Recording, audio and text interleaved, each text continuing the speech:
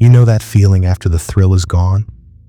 The screen goes dark, the body cools down, and suddenly you're left staring into the emptiness. It's not just one night. It's not just one choice.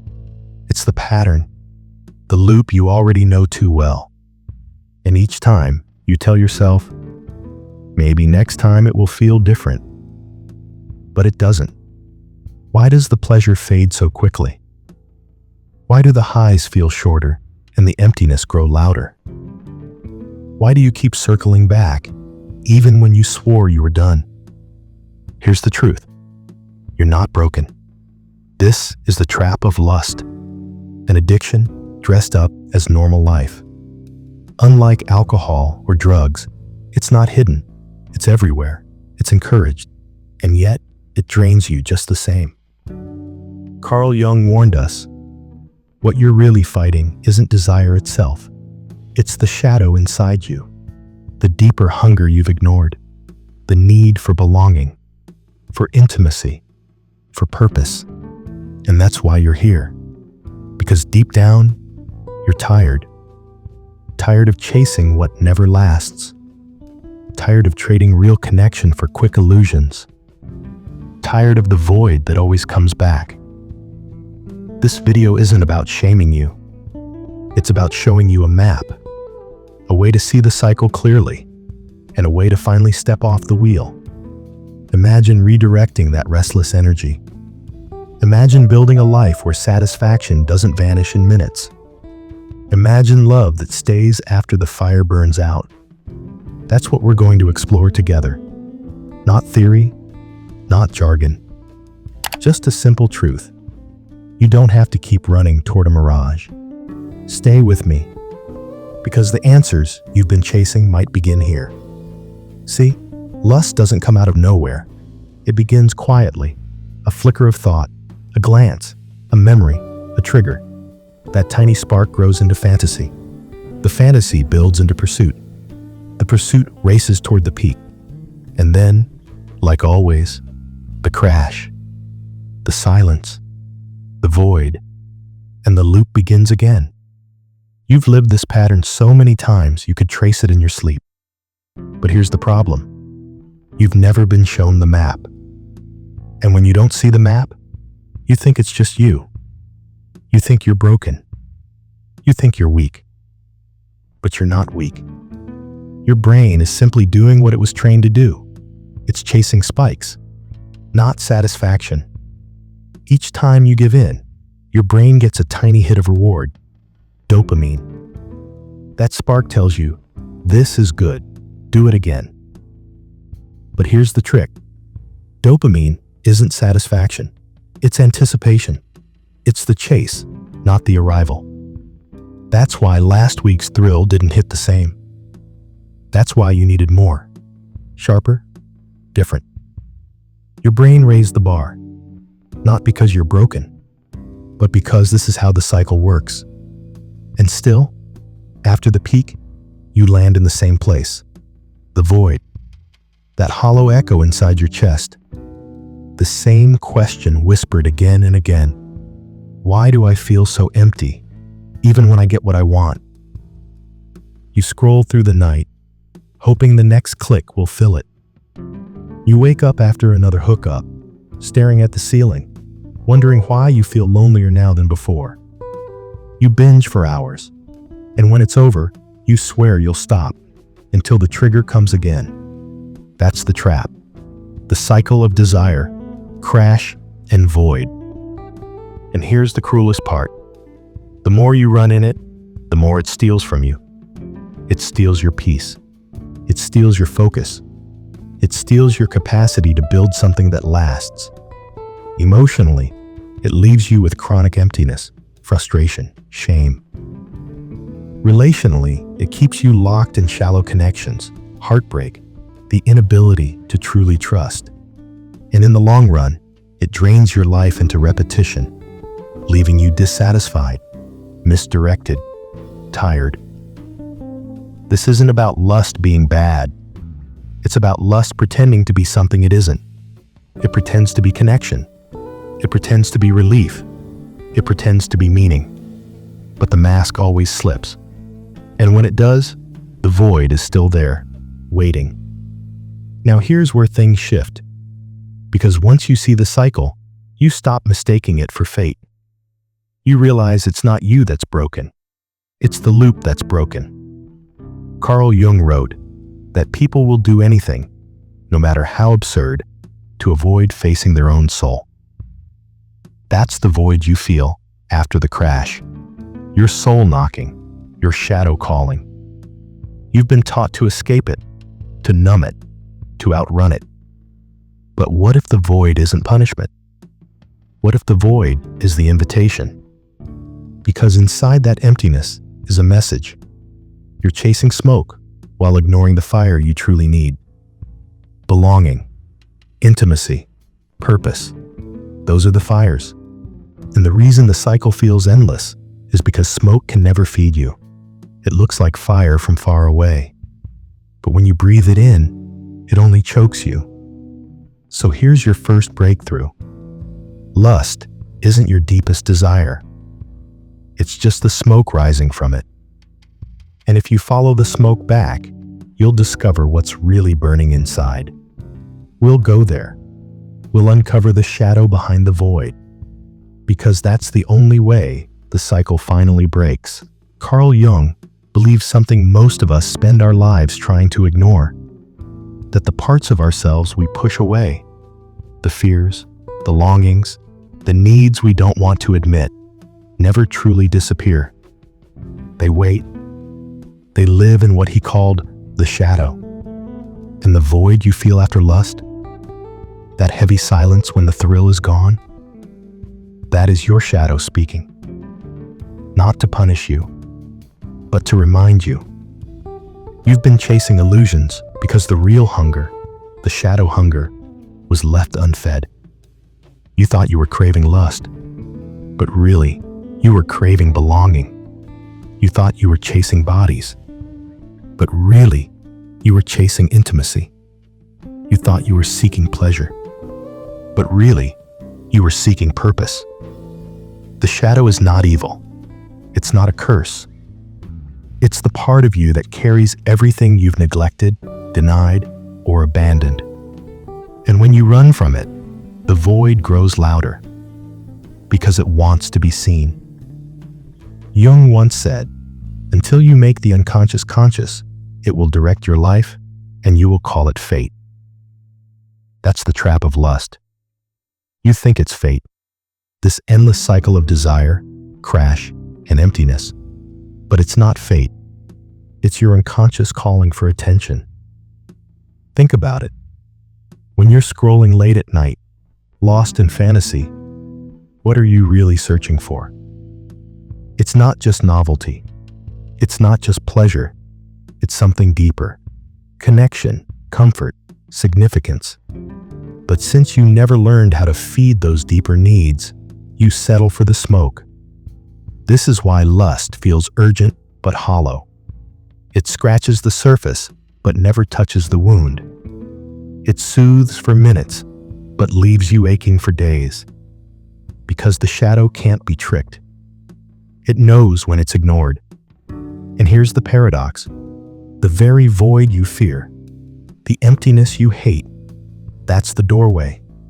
The doorway to understanding what your soul is actually starving for. But as long as you run from it, you'll keep mistaking smoke for fire. And here's the challenge Jung laid before us. You can keep running from the shadow, and it will rule you. Or you can turn toward it, and it will guide you. Think of the void as a mirror. Every time lust leaves you empty, the mirror shows you your neglected self. And every time you ignore it, the mirror fogs up with shame, guilt, confusion. But if you dare to look closely, you'll see it's not emptiness staring back at you. It's the you that's been waiting all along. You may ask, why does this matter? Because if you don't face the shadow, lust will keep dictating your choices. It will drain your energy. It will shape your relationships into shallow reflections of what you really wanted. It will leave you feeling hollow in a life that should be full. But if you face the shadow, if you listen to what the void is trying to tell you, everything shifts. The cycle weakens, the smoke clears, and you begin to see the fires that actually feed you. Belonging, intimacy, purpose. That's the hope here. Not to shame you, not to strip away desire, but to help you recognize that the void isn't proof you're broken. It's proof you're human. And the shadow isn't here to destroy you. It's here to complete you. So the next time the emptiness returns, don't rush to escape it. Pause. Listen. Ask yourself, what is my shadow really hungry for right now? Because once you can answer that question, you're no longer a slave to the loop. You're no longer chasing smoke. You're finally following the fire. And in that fire lies the possibility of transformation. But here's the hard truth. Transformation isn't clean. It isn't pretty. And it isn't painless.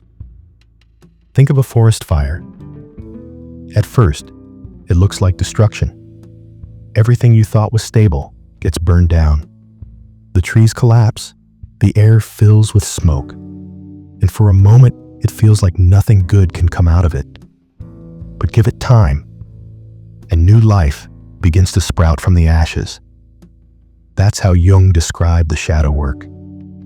You face the flames inside you. You let them burn down the illusions. And only then can something real begin to grow. This is the part most people run from, because facing the shadow feels like stepping into chaos. It asks you to admit things you've been denying for years, maybe decades. It asks you to sit with your cravings instead of numbing them, to feel your loneliness instead of burying it under another distraction, to acknowledge the rage, the jealousy, the envy, the need for validation. All the parts of yourself you swore you didn't have. Here's what happens when you don't. You stay caught in chronic emptiness and shame. You repeat the same cycles, chasing quick highs and shallow connections. You spend your life dissatisfied, pouring energy into things that never satisfy the hunger. But when you turn toward the shadow, something shifts. Instead of lust controlling you, you begin to see what it's pointing to. Instead of shame burying you, you realize it's a signal, showing you where you're not living authentically. Instead of endless distraction, you discover presence. Carl Jung once said, "One does not become enlightened by imagining figures of light, but by making the darkness conscious." That's the essence of this stage. It's not about trying to escape your darkness. It's about facing it so deeply that it stops scaring you, so deeply that it no longer controls you. Think about it this way. Your shadow isn't your enemy. It's your map. Every craving, every destructive habit, every restless search, it's pointing you back to something hidden inside, something you left behind in the dark. Maybe it's your need for love. Maybe it's your longing to be seen.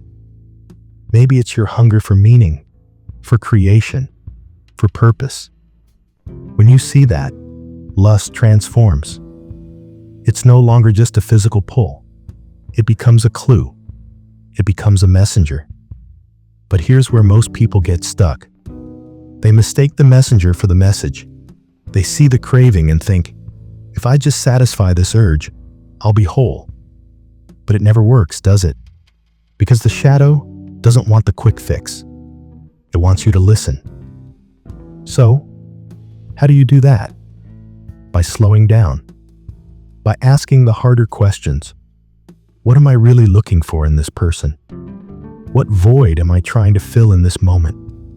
What am I avoiding by chasing this desire? At first, the answers will sting. They might expose loneliness you don't want to admit.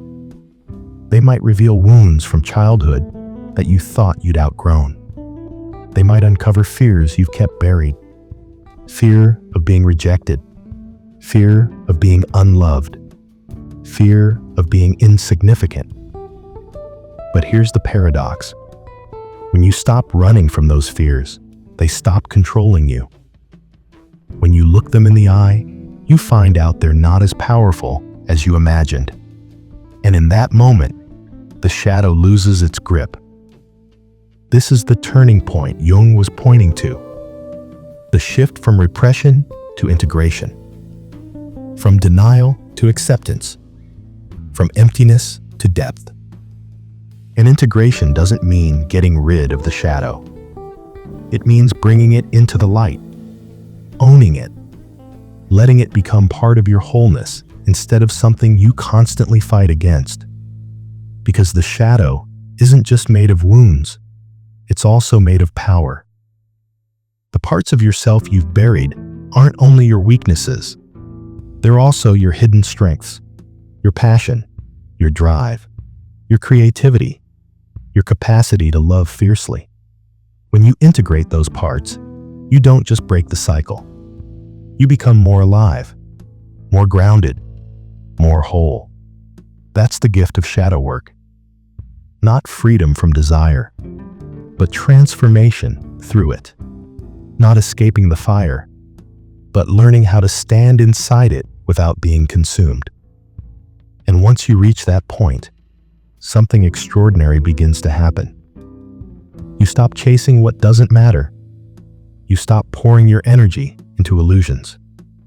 You start seeing clearly what you truly want, what you truly value, what you truly need. And with that clarity, you finally step into a different kind of love. One that isn't born out of desperation or emptiness, but out of fullness, out of presence, out of wholeness. You know what's strange? The moment you stop chasing is the moment love finally starts to find you. Not the love that burns hot and fades fast. Not the kind that leaves you empty the morning after, but the kind that feels like coming home. See, here's the truth. Most people never discover. Love isn't about finding someone to complete you. It's about meeting someone when you're already whole. When you no longer need them to fill your emptiness. When you no longer use them as an escape from yourself. Because let's be honest, how many relationships are built on running away from pain? You meet someone, they distract you. You feel alive for a while. But eventually, the void you tried to bury comes back. And suddenly, the fire turns into ashes. Carl Jung warned us, the void doesn't disappear just because you ignore it. If you don't face it, it quietly controls you. And that's why so many people end up in the same heartbreak, again and again. Different face, same story, different body, same cycle. But when you stop running, everything changes. Because now, you're not looking for someone to patch your wounds. You're looking for someone to walk beside you as you heal them. You're not chasing intensity anymore. You're building intimacy. You're not addicted to the highs and lows. You're learning how to stand steady in the middle. Think about it. A love that doesn't consume you. A love that doesn't control you. A love that expands you. That's the difference between lust and real connection. Lust takes from you. Love gives to you. Lust drains your energy. Love multiplies it. Lust leaves you emptier than before. Love makes you more alive than you've ever been. But here's the hard part. To receive that kind of love, you have to give up the illusion. You have to stop expecting someone else to save you. You have to stop blaming the world for the emptiness inside. Because as long as you keep pointing outward, you'll never turn inward. And yet, once you do, the shift is profound. You no longer feel that constant hunger, that restless search for more. Instead, you feel something quieter, deeper, more enduring. Peace. Imagine what that does to your relationships. Suddenly, you don't settle for toxic patterns anymore. You don't tolerate chaos just because it feels exciting. You don't confuse attention with affection or desire with devotion. You see clearly. You choose wisely. You love deeply. And the consequences? They're life-changing. You stop drowning in shame, frustration, and loneliness. You feel grounded, balanced, whole. You break the cycles. You stop running back to what hurts you. You stop sabotaging the love you've been craving. You build relationships that last. You live with clarity instead of confusion. You finally create a life that feels aligned with who you truly are. That's the freedom Jung was pointing toward. Not the freedom to chase every desire, but the freedom to no longer be enslaved by them. Because when you're no longer enslaved, you finally have space to choose. You can choose presence. You can choose wholeness. You can choose love, not as a bandage for your wounds, but as a reflection of your healing. And that's the irony. When you no longer need love to rescue you, that's when real love shows up. When you're not desperate for it, you become ready for it. When you're not chasing it, you start creating it. So maybe the question isn't, how do I find the one? Maybe the real question is, how do I become whole enough to stop losing myself in the search? And when you can answer that, when you can sit with the void, meet the shadow, and walk through the fire, you don't just find love. You become love. You radiate it, and you attract people who can meet you there, in that fullness. That's when the cycle breaks for good. That's when the endless hunger finally quiets down. That's when you stop chasing illusions and start living in truth. Because at the end of the day, love isn't the cure for your emptiness. Your wholeness is. And once you discover that, everything else, every connection, every relationship, every touch becomes richer, deeper, and more real than you ever thought possible. So maybe the real miracle isn't that someone else finally loves you. It's that you finally learned how to love from a place that doesn't need rescuing, from a place of strength, from a place of wholeness. And that, right there, is where the story truly begins. So here we are. You've walked through fire. You've stared at the shadow. You've seen how lust was never just about lust, how it was smoke, how it was signal, how it was calling you towards something deeper. And maybe now, for the first time, you can feel it. This was never about finding the right person out there. It was always about finding the missing pieces inside. Because here's the truth. The void you've been running from can't be erased by another body, another kiss, another fleeting spark. It only softens when you finally stop running and begin listening. And listening is the hardest part. It means sitting in silence when your whole body craves distraction.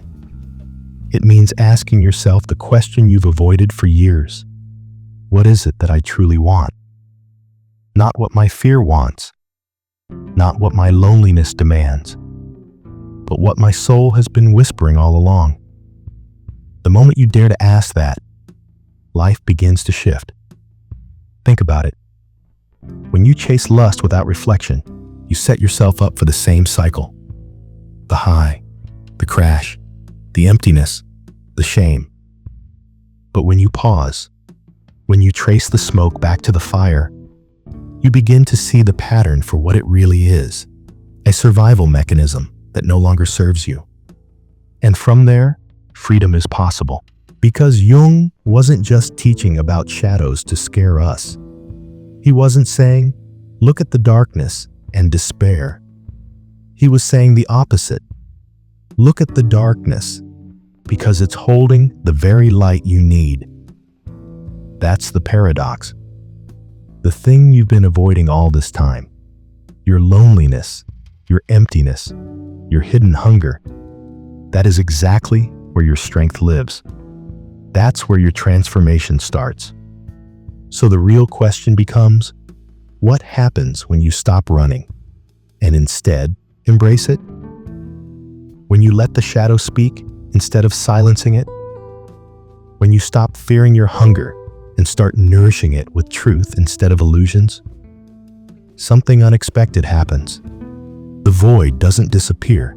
It transforms. It becomes space. It becomes openness. It becomes the ground where something new can grow. Something real. Something steady. Something that doesn't burn out in the night. And that's when love changes. Not the love that's frantic, desperate, clawing for attention. Not the love that's built on the fear of being alone. But love that arises out of wholeness. The kind of love where you're no longer asking someone to complete you. Instead, you're standing whole, offering yourself fully, not because you need, but because you choose. And here's the most important thing. This isn't some faraway ideal. It isn't reserved for saints or philosophers. It begins in small choices, like pausing before you act on impulse, like breathing when the hunger rises instead of numbing it instantly, like journaling the questions that scare you most, like reaching for connection that feels grounding, not just exciting. Each small act is like a thread, and day by day, those threads weave into a fabric strong enough to hold you. That's how you build a life where you don't need to chase, because you're already rooted, already whole. And when you arrive there, lust doesn't disappear. It's still there, but it's no longer your master. It becomes just one part of you, not the driver of your life. It turns into passion, fuel for creation, for connection, for love that lasts. So let's close where we began. Remember the mirage? The love you thought you were chasing? The endless cycle of hunger and crash? Now imagine something else. Love that doesn't vanish with the morning. Love that feels like home, steady, alive, safe.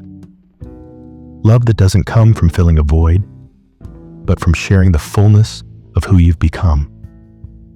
That is what's possible when you face the shadow, when you walk through the fire, when you choose to stay. And maybe the most powerful truth of all is this: you don't have to keep searching for that kind of love. You can become it. You can live it. You can be it. And when you do, lust is no longer a trap. The void is no longer your enemy. It's the soil where real love grows. So don't keep running. Don't keep chasing smoke. Stand still. Listen. And watch what's been burning inside you all along transform into light.